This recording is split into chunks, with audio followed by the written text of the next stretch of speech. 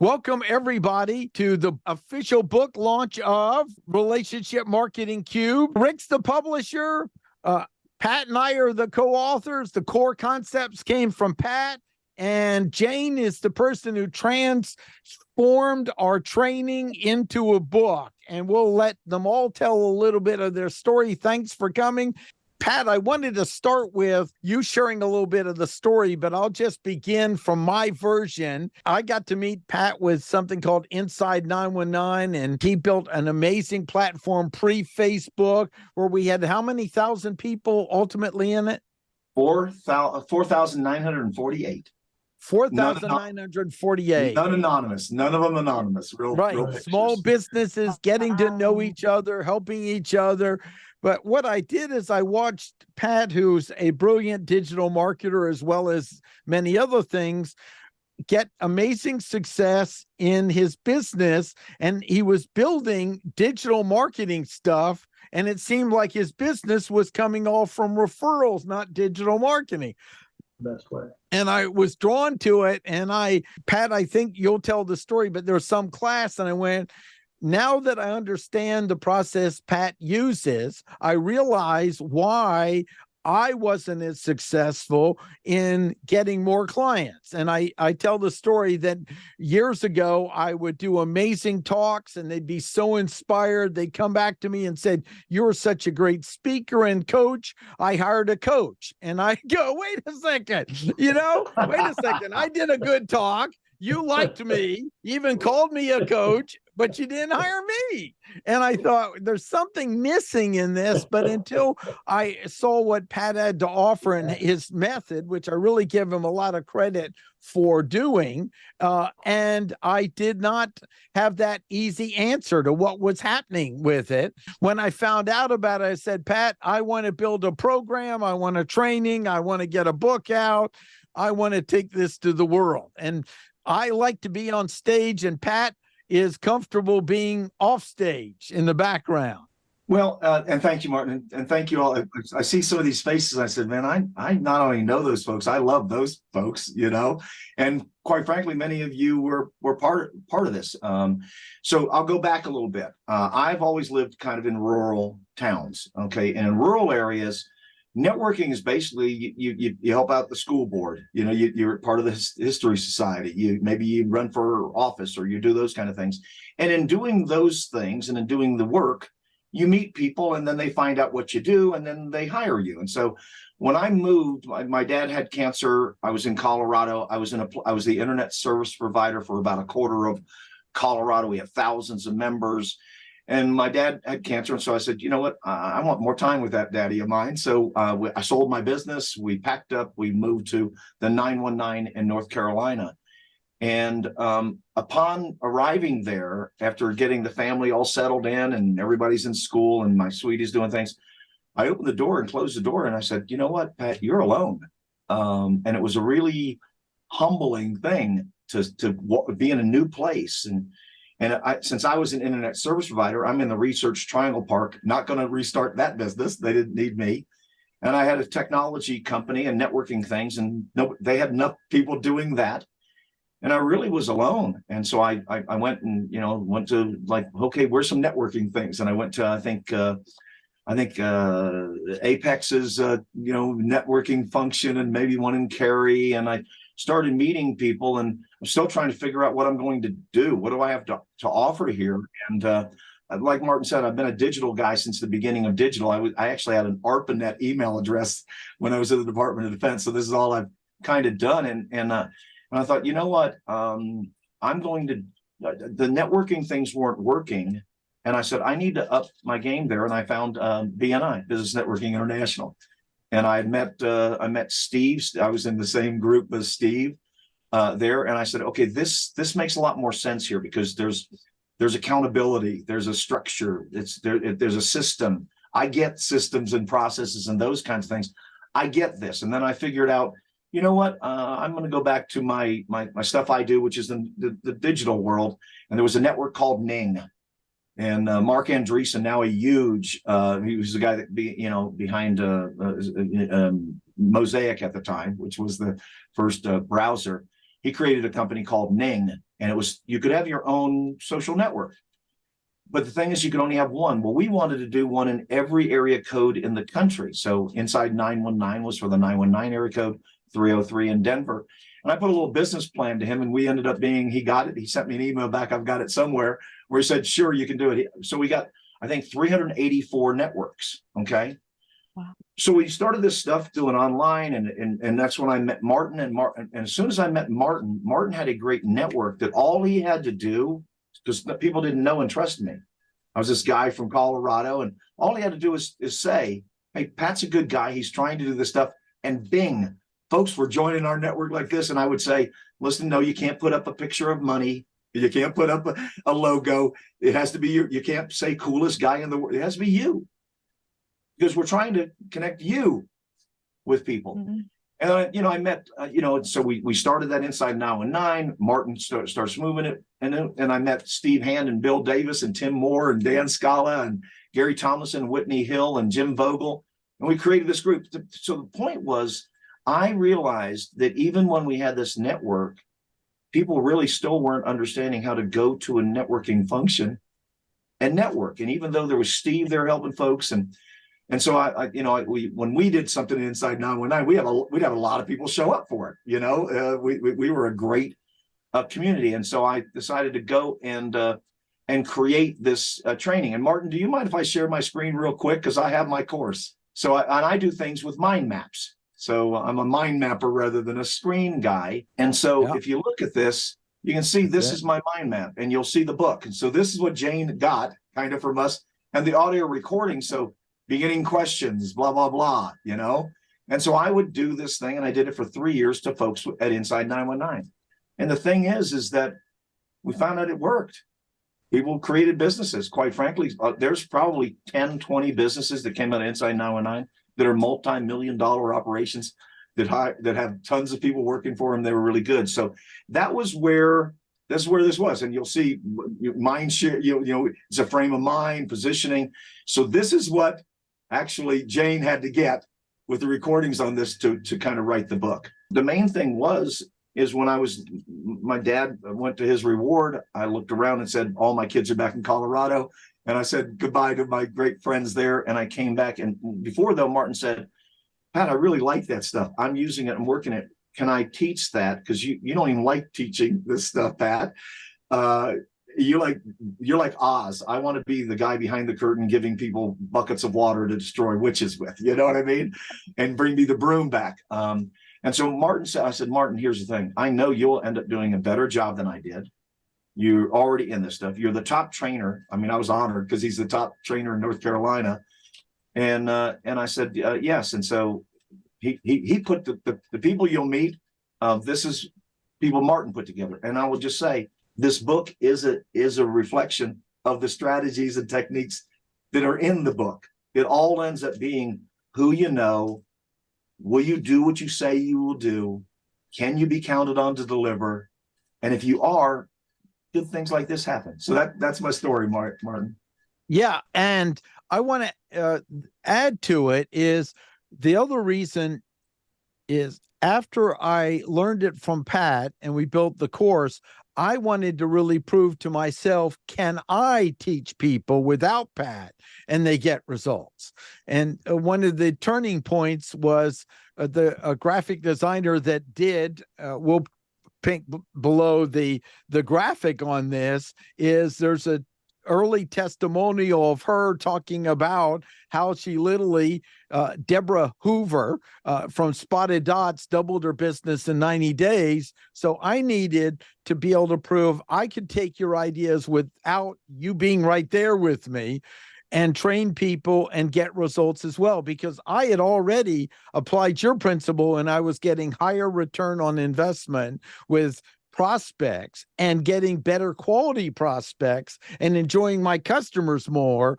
But now, can I get other people to do it? So that was the important piece for me, is to be able to prove to myself that was doable. And what I've learned through this, though, is this does involve some core behavioral changes. This only works if you take it on, give yourself 90 days, and find safe places to just start practicing. It could be with best friends or something.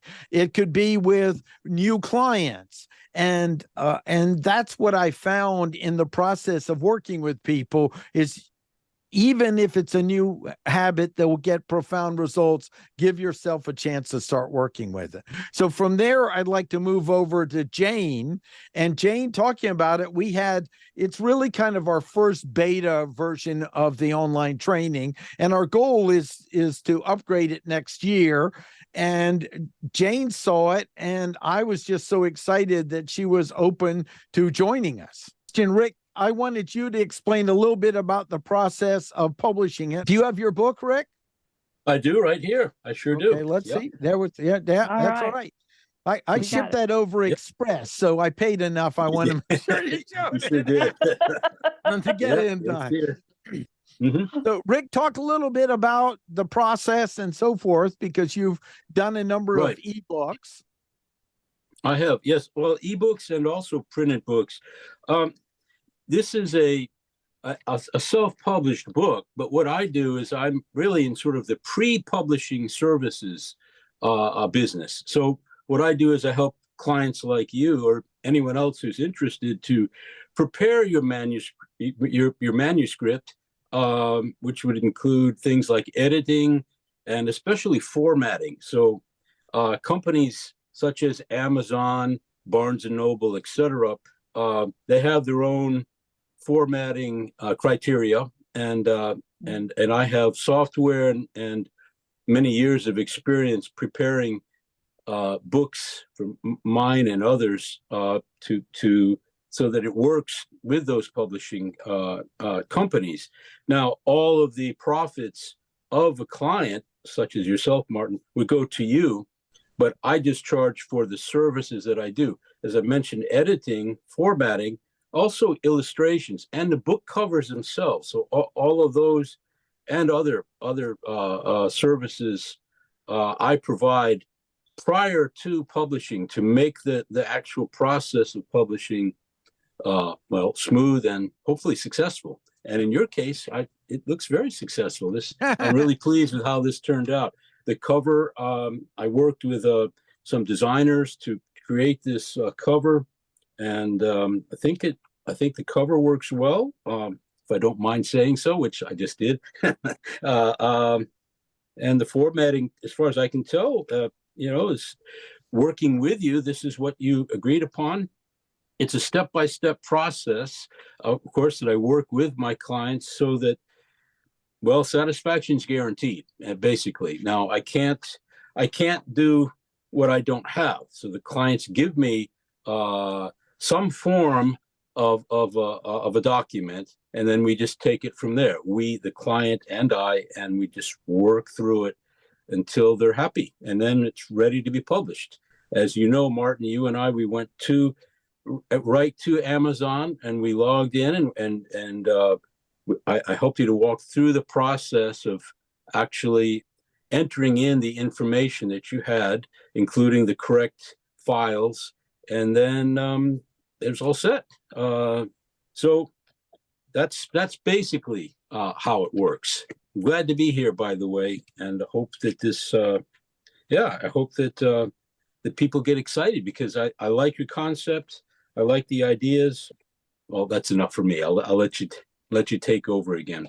So what you did is we got on Zoom or Google, and then you walked through labeling it, keyword optimizing it, and so forth. But I want to add something, because it leads to our next question. What you asked in the beginning is, what's my ultimate primary goal? Is your goal to sell 1 million copies? Is your goal to use it as a tool to gain more speaking and training? Setting some priorities on that was very important. And my goal really was to make something that would add value for being hired in speaking, training, and coaching people in the technique, and then making money on it. The goal was the next priority. So that was important that we set what the priorities were. Not that I don't mind selling 1 million copies, but it really was the level of time put in, I was willing to do and so forth to set it up for getting it out the door, and what were my long-term goals. So I thought that was very important to have those addressed before we move forward on it. I'm looking at this screen and I'm seeing the faces, and I'm seeing, Rick, and he's an old college buddy of yours, you know? Mhm. And then I'm seeing Jane, and she's a person that went to your trainings. And I'm seeing Steve and what he does, and Bob, and I'm seeing all these folks, and I'm saying, guys, pause a moment. This is relationship marketing. You got to have the relationships, and then all you have to do is deliver. And so Rich was able to just say, this is what I was asked to do. I did it at a high quality. Martin and Pat and Jane are really happy. They'll most likely refer somebody to me. And Jane just said, you know what? I took these guys' ideas and their concepts and their systems and strategies, and I actually worked with them to formulate it done. And they are so tickled happy with me that now they're going to have this book, and now they're going to refer me. I just wanted to say, the concern I always have with this, Martin, and we've talked about it, is I don't want anybody to think that what we do, relationship marketing, really is something that's for like people that are in insurance business, or that's for somebody that's a realtor. I have a publication out here. Everything we sell out here is actually referral. We don't sell an ad to anybody. We invite people to put an ad in. It's an invitation. I'm a president of a chamber right now. We're using relationship marketing to build our membership. So if somebody says, but I have a restaurant, okay, it'll work. But I'm a nonprofit. Yep, no problem. But I raise chickens. Okay, we can help you sell more eggs. It doesn't matter what business you're in. And so I really want people, when they're looking at this, is to understand that if you have a product or service that people want or need, and you're going to exchange it for value, and that could be money or whatever kind of things, having relationships with people and delivering what you do, because nobody needs another chiropractor, and nobody needs another publisher, and nobody needs another attorney. What they need is you doing what you do so well and checking a box for them and allowing them to move on with what they are doing. And right now, because Martin said, Pat, what you're doing is pretty good. I want to move that forward, and you're not doing it. And I said, well, I'd love for that to happen. And then he knew Rick and said, oh, yeah, and he knew Jane. And well, that's the stuff that results from it, right? That's what happens. There you go. And so it doesn't have to be hard. Just do good work. And so that's all I want to say is this really has to be something that somebody can do no matter what industry, business, space they're in. And that's the most important thing to me. Our next thing is, why don't we go to some questions? Okay, so Bob Walton had said, how are you boosting sales on Amazon, and how many reviews do you have to date? First of all, we just launched it, so it just went up.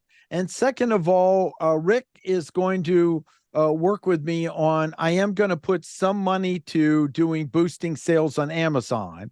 I did a little bit on Facebook, and I just got a friend called and said, I don't know what you're doing, but I'm seeing your book everywhere in the community. And that was really targeted for people who already know me. So I'm starting with the base of people who know me and putting the money towards it first. Let that trickle a little bit, find out, and then get other people slowly to hear about it through that. So again, that's to me, ground first before the web.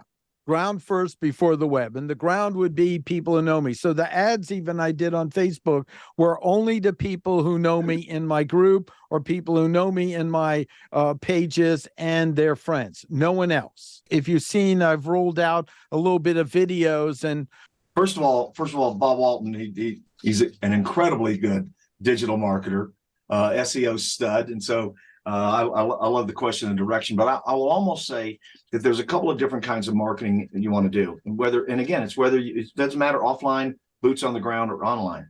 There's earned promotion, earned marketing. And that's when you do something and somebody else influences or takes it out in the marketplace. That doesn't cost you anything, And so I always tell people, before you start spending a lot of money in digital, because then you can always buy. So you can do earned promotion and marketing, and that really gets the motion going, and you really are learning some things. And then you can purchase. One thing that I think is really interesting, and I hope folks caught that, is I developed this stuff, I don't know, 10 years ago, 12 years ago. the book that Rich published and that Jane helped edit and put together, the concepts of this didn't change at all. I was doing this years even before the book. And so we have a lot of time to actually do something that's everlasting, that's evergreen, right? So there's no need to actually put the pedal to the metal and say, we've got to buy a lot of stuff. We've got to get this book to areas, because I think the Martin's strategy with regards to you having this book be leveraged to get more in front of real people that don't have a budget to actually spend a lot of money on marketing and digital and those kind of things. And they can do that. I think that's really going to be another one of the success models that comes from this that people can then actually use. So I'm okay with holding off on some of the acceleration on some of those things and not moving too fast to get those areas, because if Martin actually can start working with real estate companies and, insurance companies and chambers of commerces and those kinds of folks, I'm just going to predict that the book sales will come. You know what I mean? But you do that first. But I do want that point to be, if somebody picks this book up from your shelf 3 years from now, and you give it to somebody 5 years from now, and if they have the opportunity to say, listen, let me cut my teeth maybe at Business Networking International, let me go to those folks and really see what a structured group works like, so I can get that understanding, and it's very reasonable. It's a couple $100 a year, for goodness sake, that you spend more on coffee in a month on some of that stuff. So if they can do those kinds of things, slow is good. But yeah, Bob, I know you would have some abilities to help folks in that area. And really, all I was doing is, because Facebook's become pay to play, I was just putting enough money for the people who already followed it to have a probability of seeing it. I mean, we're talking $20 ads. And views. Most people, when they market something like this, aren't thinking just $20 ads. And I got, a few thousand people impressions seeing it and so forth on them.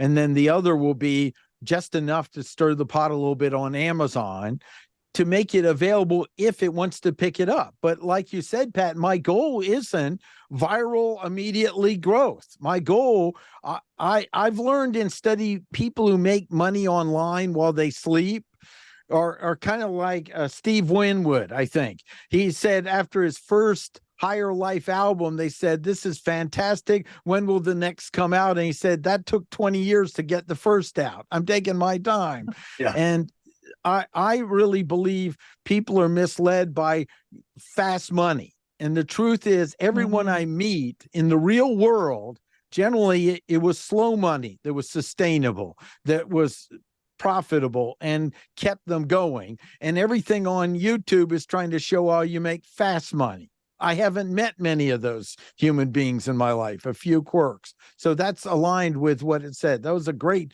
first question. Carolyn Sampson wants to know, from beginning to being published, what was the timeline? I'm going to start with my part on this. Took, I got to say, 18 months, 2 years. It was a long process because I was not able to work on it.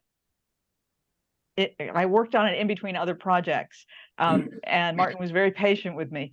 And it was a hard road, I have to tell you. Yeah. Normally, if I'm working on a book with a client, it usually takes about 6 months, but this was a special situation, so this took a little bit longer. And Pat and Martin were very patient with me, and I appreciate that.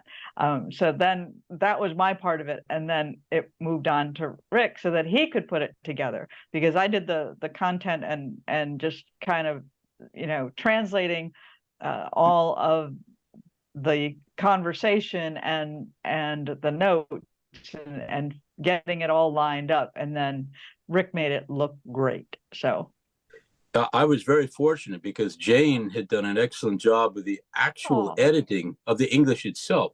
Well, no, I'm my other job here in Japan is I'm an English professor at a university. I deal with people who this is not their first language. But when I get manuscripts from people who presumably English is their first language, there's one of my services that I do offer is editing, and then I also hire out to others, obviously, to help, because it's 2 or 3 layered processes. I'm sure Jane is well aware. Oh, yes. But in this case, I got a great manuscript already, but I did need to clarify, and that's part of the process, especially with nonfiction books. As Martin said, I want to find out what's the intention of the book, the primary intention, other than simply to generate sales, of the book itself, and also whether the client wants to have this also available in audio, which is really taking off. I think all of you are probably aware of that. Audiobooks are fantastic, fiction and nonfiction. Now it's just a huge market, and it's wonderful to have that as a possibility. But some people don't want that. It depends on what the client wants. So I thought it was a clarification process. And then it was also going back and checking the clarification also on most books, without going into too much detail. There's a so-called sort of a section of the book that can include the preface or other areas, so-called pre-matter. Then there's the main body of the book. This is the main content. And then there's sort of the ending, sort of the beginning, the middle, and the end, but there's different names for it. But those are all quite important.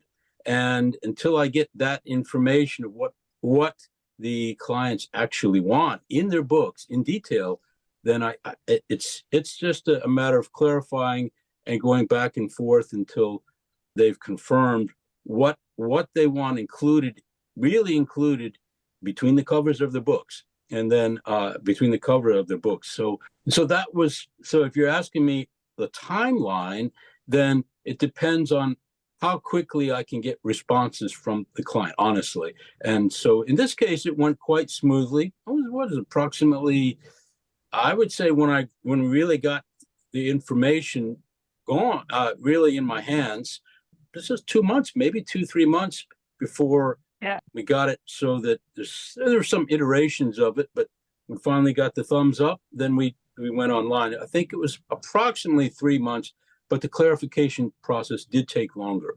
And Martin, if I may. Yeah. One of the things I want to kind of just share is that there's also, when Martin and I were doing this, there's also what is our objectives? So some people who are writing a book, their objective may be to write the book and get it out there and do something else. It maybe it's their business card. It positions them places. It does those kinds of things. So timelines are there. One of the things that I thought was really important when I kind of left North Carolina, turned this over to Martin, and Martin took it over, was Martin's kind of thought in the process. I've got to be able to prove out that I train this to other folks. I do this kind of thing, and I get these similar kinds of results. So was it Pat getting these results for things in this thing, or was the system, and Pat doesn't even have to be involved in it, similar again, I'll say to BNI, show up, do what they're going to do, and you'll most likely be successful, because the system kind of works. With regards to large groups of people and small groups of people, I used to have some expertise in that area and what group dynamics and what will groups do. And so usually small groups of people always outperform large groups of people. It sounds counterintuitive, but it really is. And there was some tests done in the early days of the internet with things and Facebook. And so you would have you'd have somebody that was an entertainer that had maybe 10,000, 50,000 followers. And then you had somebody that maybe only had a couple of hundred people connected to them. And the test was, see who can raise $5,000 within 48 hours. And the person that actually had the big groups of people that just said something, they hardly could raise hundreds of dollars. The only way they got there was by actually prodding their folks in Twitter or nothing to say, listen, come on now, you're making me look bad. The person that actually had true relationships with people and could go back, and there was their college roommate or somebody who was in the sorority with them or somebody that started a business or a mentor, those folks asked for the same money and wanted to put it in use. They always outperformed the big group. So that led me to always tell people, and I know Steve, Martin, and I have had these conversations a long time, is that all you need sometimes in a small business is 100 customers. These are 100 people that you've made happy. Now, how fast you get those customers isn't the important thing. Certain of your businesses will be faster because of just how long it takes to just complete it, but you get 100 people that you've made happy, that you've satisfied, that you delivered on the promise that they hired you for. And then you ask them for 3 folks in the very beginning and you're bold enough to be able to say, listen, if I do what you've hired me to do, if I deliver what you want me to deliver, and if I do it on time, on budget, and I do it right for you, will you refer 3 people to me? And so that's the thing that some people get kind of hold up. But if you do that with the next person that's your customer, now you're at 3. And now you're training people to actually refer people to it. And truly, it's the thing that some people get uncomfortable. Yes, it is a condition of working with me. I always made that's a condition. So if somebody ever said, no, Pat, I don't want to do this, I don't want anybody, then I'd probably say, then I really am probably not the guy for you. Go find somebody else that's that guy, because it really is a condition. Referring people to me is actually a condition of working with me. And so when you make it that way and you know that you deliver things like Rick, I have no problem at all saying, when Jane says I could do that book, I have no problem at all looking somebody in the eyeballs and said, yes, she'll do it. I have no problem at all. If anybody ever asks me who published your book, I have no problem at all saying, Rick Grassick, outstanding. A couple of months, it nailed it. And I love it. And it's amazing. When you get to be able to deliver those kinds of things to people, ask. It's an easy ask, right? So smaller groups are better. You don't need 1,000 followers. You don't need 10,000 followers. Sometimes 50 good people that actually do know, like, and trust you, that really will take you. So when like I said, when I went to North Carolina and I opened the door and I thought, man, I'm alone.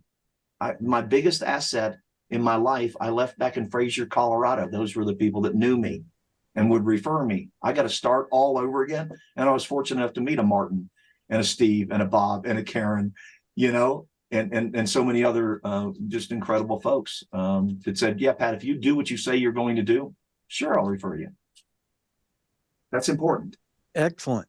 One of the stories I tell in my classes is I was out in Western North Carolina, and I love when I can stay over to then maybe meet people as a group for breakfast or lunch or dinner or something like that. So we met for breakfast in a small downtown drugstore and breakfast place in Forest City. And one of the people in the group pointed to someone across the room, and they said, Betty Lou is running for office. And I said, do you know her well? And she said, yeah, I know her really well. And I said, have you known her for a while? Yeah, since high school. Do you trust her? Yeah, I pretty much trust you. Do you like her? Yeah, she's fine. Are you voting for her? No. And I said, why? And she said, because she didn't ask. Oh. And, that's part of it. It's having rapport. It's not doing this without rapport. It's not doing this without relatedness. It's understanding that the right way of asking is a way of honoring people, but the right way, not the hounding way, not the abusive way, but that you value it. And one of the things I want to ask you all that joined us is, if you get real value out of this meeting in some form, I'd love for you to just share the book with 3 people and let them know it's out there so they can get similar value just like it. Because I believe this is something that builds relationships in the conversation. And Pat, I'm going to add something else to it. In all my years of being in IBM, they used to always want me to get into sales. And I had such a negative attitude of sales. They would say, you're so good with the customers. You've saved millions of dollars in sales I was in field service. And I said, if they're upset, send me in, I'll transform them. And then they said, why aren't you in sales? And I say, I don't play golf and I don't lie. That's what I'd say. And I realized when I got out, if I didn't grow up and change my attitude, then I was going to starve to death as a coach. But then when I found this, I went, wait a second, here's a method that to me can be 100% transparent. The people who read this, there's no hidden word of mouth trick you use to get them to con them into doing something. You can give this to your customer, said, read this. You'll see I used this when we met, And I've been looking for stuff like this for years and have not found it, because most of the ones I see are here's the secret sauce check. And my view is ethical sales. If it's ethical, if the customer knows everything you're doing and they feel comfortable with it. That's my definition. And I made that definition up for myself. What is real win-win? I kind of want to add to that, because sometimes when I was teaching this stuff, and somebody would say, well, Pat, that was really good, and I did an SEO class. Are you going to do a training on sales? And I said, I just did. I just did. See, because sometimes if you're a good realtor, it's maybe because you're really organized, or if you're a really good editor or publisher, it's because what you do is really technically good. You're very good at what you do. If you're a good landscaper or painter or whatever, that's what you do. And most people that are really great at that, they have a real aversion to sales. And so there was this real problem of telling folks, they almost, in order for me to be successful in my business, I've got to become really good at sales. And no, you just got to become really, really good at your business and deliver the value, and then deliver to enough people, and they'll do the sales for you. I've always said, I don't do sales. I invite people to do business with me. And if you tell somebody, I'm going to show you a system where you can invite more people to do business with you, and you can get other people to invite people to do business with you because they've had a great result from that. Okay, if you want to call that sales because it will lead to more sales, fine. But this is a sales book too. It just happens to be in a relationship package. And so if you say the problem I'm having in my business is if I'm not a salesperson, like Martin said, okay, then get with Steve Hand. If you're in North Carolina, get with Steve Hand, and you'll sell more. See, sales is a profession, but if you're a painting contractor, or you're a plumber, or you're a roofer, you need to do sales, but your customers will be your salesperson. And I know I went a little on a rant on that a little bit, but I just want to say this is a sales book. It's a sales book because it leads to sales. Excellent. Let's see if we have time for maybe one more question. Could you kind of tell me how this could help businesses that only sell online, where they have limited access to their customer? And I thought that was a good question, because this is still building relationships. And so I want to address that, because we did already a video on how brick and mortar downtown developments, chambers can use it. But that was a question I'd want to throw out, Pat. And in all frank, and again, I'm a digital guy, but I start everything offline. Everything I do, I start off testing, and is it working well? But most of the time when you're doing digital marketing, you're interfacing with somebody in some way. So you're blogging, you're being an influencer on the social media, maybe it's Facebook, you're doing something. Maybe it's trainings like you do, Martin. The thing is with words, with writing, as we're going to try to prove with this book, you can make a relationship. So the neater thing about, you can nurture people through a sequence of relationship-based emails and values that let somebody know, like, and trust you. Which, again, that know, like, and trust. Yeah, I would always add the caveat. All things being equal, people will do business with people they know, like, and trust. But there's also price and value and time and all those other kinds of things that go in there. But if I had to go in and I wanted to actually use this book for relationship marketing, and I wanted to sell this book, or I wanted to sell a pair of hiking boots, or I wanted to sell bicycles or whatever, I would still use the same concepts in that. So I'd create value in the first email sequences I provided to somebody. I'd show them how it would be easy for them to maybe do it themselves, how they can get some value with that. And maybe the third email I would send would be that shot across the bow. Hey, by the way, I've got something coming up here soon that you may be interested. And if you're interested, let me know, and I'll go ahead and put that course together. I'll go ahead and ask that thing, or you can do it with survey questions or whatever. So if you're going to do things on digital, don't think that there is a thing you do. There's campaigns and sequences of marketing that you do. You start here with the first way you introduce somebody to your product, or your blog, your podcast, or whatever. And then you've already sequenced out what they're going to get next, and what they're going to get next, and you can always update and change those things. So quite frankly, you can build a nice long relationship with people and never meet them personally, right? Yeah. But Excellent. Don't sell, invite. Here's some value. Now here's the thing, and here's what you can do for me. And if you got value from this, why don't you just forward this email that I sent to you to 3 people? Now, do you know how easy it is for somebody to forward somebody from their email? Or why don't you tag 3 people in my Facebook post? Or why don't you tag folks in Twitter on this thing? Quite frankly, it's almost unfair when somebody understands that they're good at the digital side and they're good at the ground game that Martin calls it. It's almost unfair how fast you can accelerate these things using those things in time. I think it's easy for somebody to do, I guess, is the bottom line. Excellent. So why don't we take a moment? We're almost at time. Love to hear from people, something they learned, something that's a takeaway. Thank you for everybody that showed up, everyone that's letting people know about it. I really believe in what we have to offer here. Yep, absolutely. Rick, get that up there. We'll get a picture. Pat, point over your shoulder so I can. There we go. Hold on. We'll have that. Yeah, there we go. Do you guys have a post or something that we could forward social media wise to help promote your book and what you guys are doing? Yes, I will send out I have a web page, I have a YouTube playlist, and I have also anybody that's taken any time here or whatever. And first of all, I always value time. So thank you. I'm very grateful.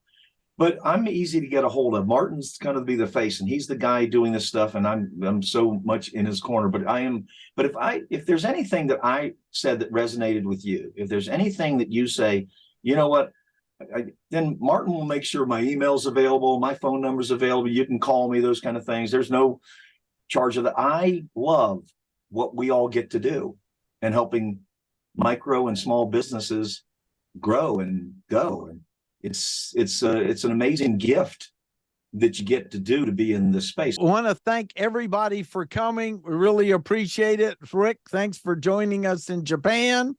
And we'll be in touch with this and get more information. Watch out for it. We'll send it out to the links of people who joined. And it's available on Amazon, Martin Brossman or Pat Owlett and Relationship Marketing. So thank you, folks. This was terrific. Thank you. Sure appreciate everybody. That's it. Thank you. Great.